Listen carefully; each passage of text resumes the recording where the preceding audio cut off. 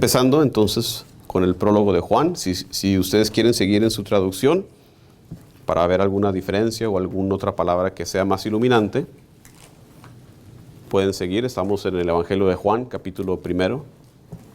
Y como les digo, creo que traté de poner todo texto ahí en la pantalla para que no tengan ustedes que andar hojeando ni buscando, ¿ok? Sobre todo porque hay veces en que voy a decir, y esto se refiere a lo que dijo el profeta, y se los pongo ahí para no tener que saltar, ¿ok? En el principio existía la palabra, y la palabra estaba junto a Dios, y la palabra era Dios. Ella estaba en el principio junto a Dios, todo se hizo por ella, y sin ella no se hizo nada. Lo que se hizo en ella era la vida, y la vida era la luz de los hombres. Y la luz brilla en las tinieblas, y las tinieblas no la vencieron. Las primeras palabras del Evangelio, ¿a qué nos recuerda esto?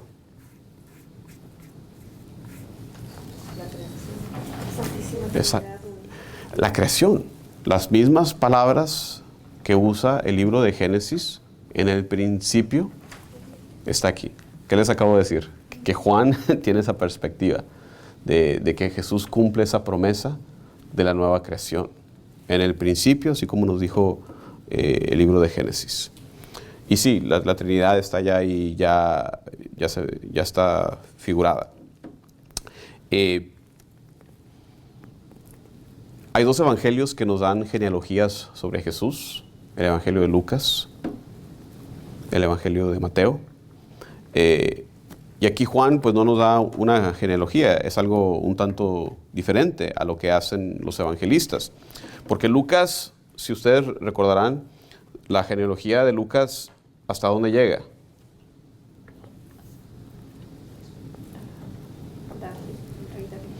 Esa es la de Mateo.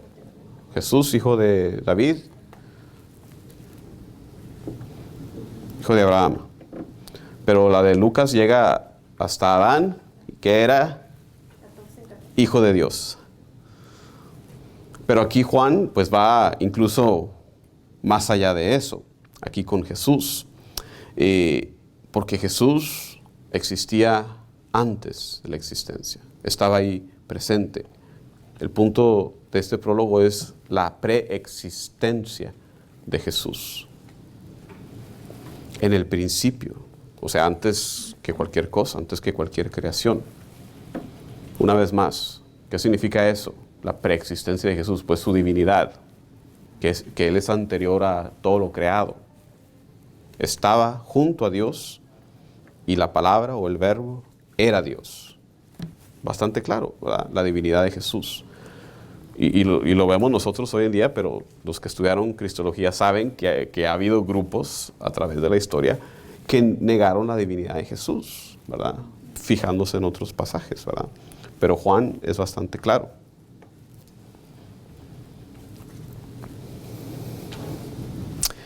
Y cuando dice, y la palabra estaba junto a Dios, fíjense, la palabra era Dios, ella estaba en el principio junto a Dios, todo se hizo por ella, y sin ella no se hizo nada.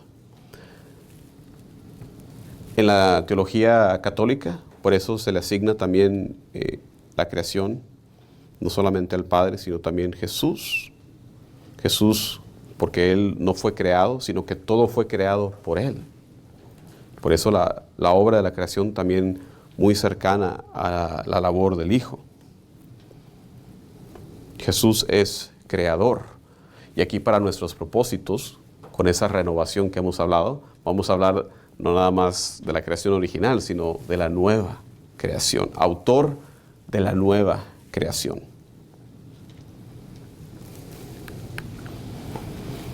Continuamos. Versículos 6 al 8. Hubo un hombre enviado por Dios, se llamaba Juan. Este vino para un testimonio, para dar testimonio de la luz, para que todos creyeran por él. No era la luz, sino quien debía dar testimonio de la luz. Una vez más, ecos de Génesis, ¿verdad? Porque ¿qué dice Dios en el libro de Génesis, en la creación? Hágase la luz, hágase la luz, separa la luz de la oscuridad.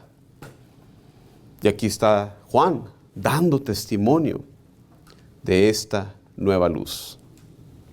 En el credo decimos Dios de Dios, luz de luz. ¿Qué significa eso? Nos estamos refiriendo a Jesús, ¿verdad? Esa es la parte cristológica del credo. ¿Qué significa en el credo cuando decimos que Jesús es Dios de Dios, luz de luz?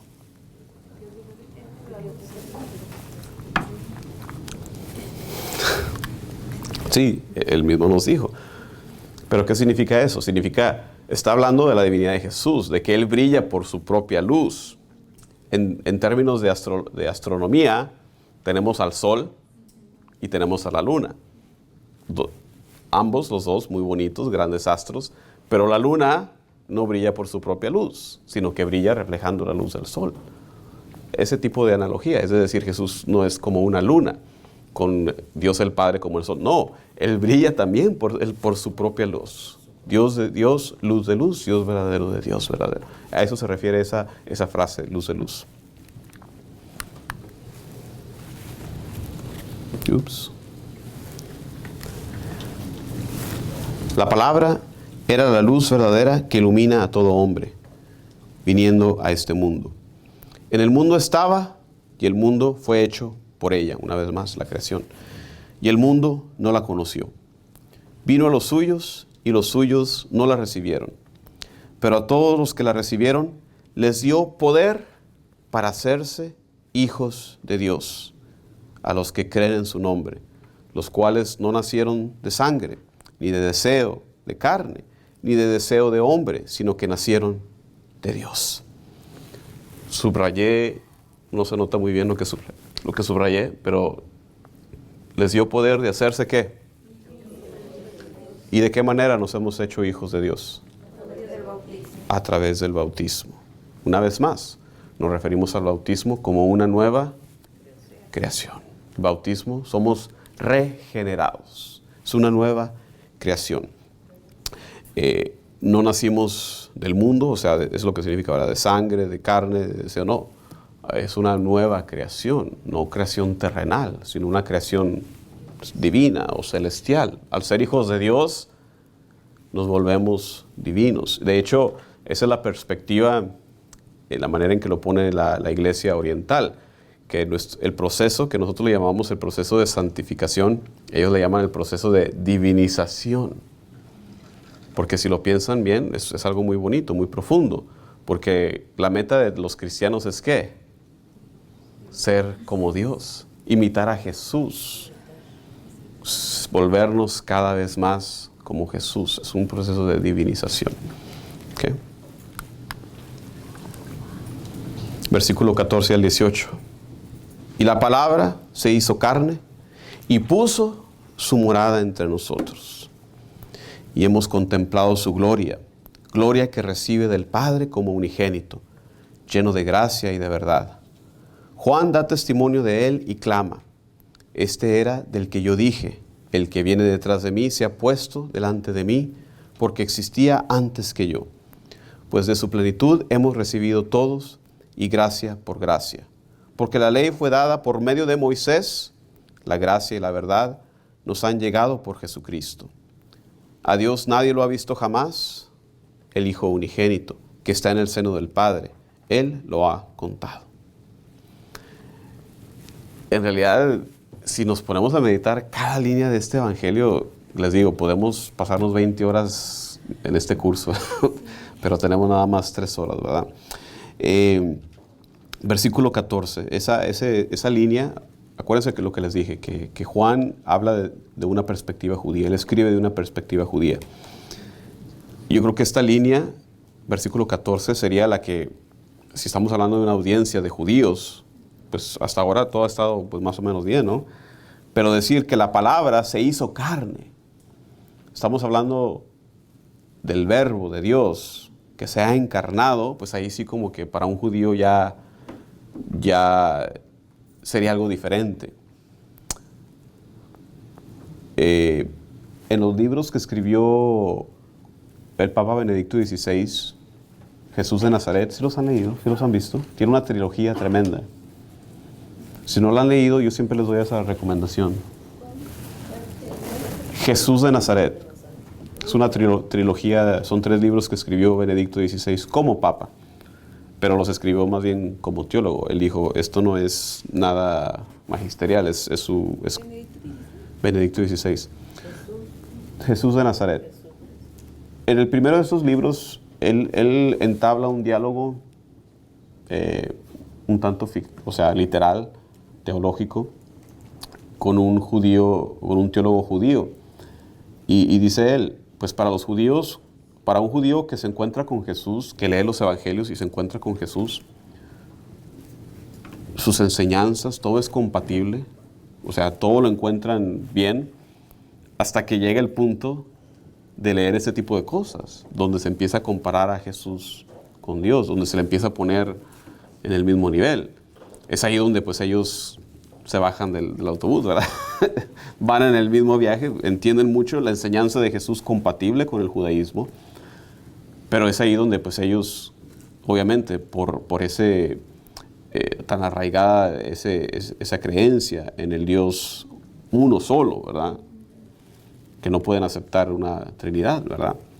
Entonces, un pronunciamiento como este, la palabra se hizo carne y puso su morada entre nosotros. De hecho, no sé si tengan ustedes otras palabras en sus traducciones, porque más cercano a la traducción original es puso su tienda de campaña entre nosotros, puso su tienda entre nosotros. ¿De qué estamos hablando? De su tabernáculo.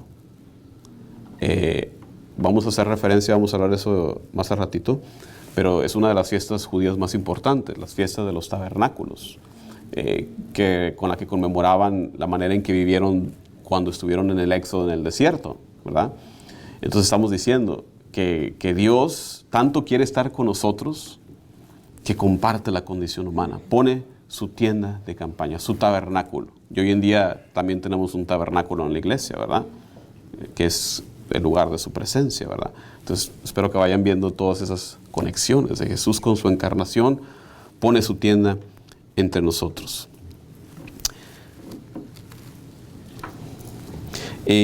Como les digo, esa línea sería la que más le llamaría la atención a un judío en tiempos de Jesús, porque ellos entendían ese concepto de palabra, de verbo.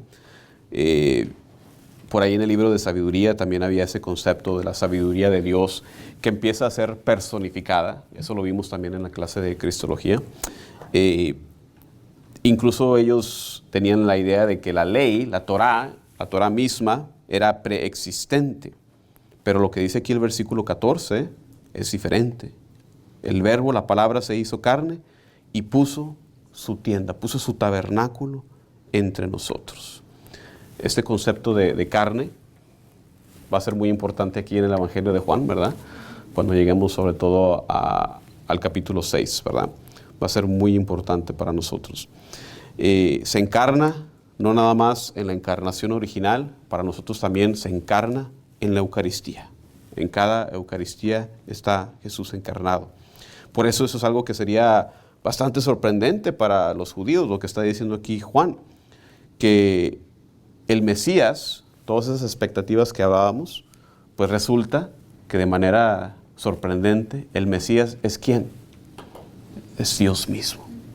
El Mesías es nadie más que Dios mismo, que viene a nosotros. Habla también ahí de la ley. La ley vino, hay una cierta comparación ahí, ¿verdad? La ley fue dada por medio de Moisés, pero Jesús, ¿qué nos trajo? No nos trajo la ley, una nueva ley, no nos trajo como Moisés, sino que nos trajo el poder nosotros convertirnos en hijos de Dios a través de una nueva creación, a través de la gracia.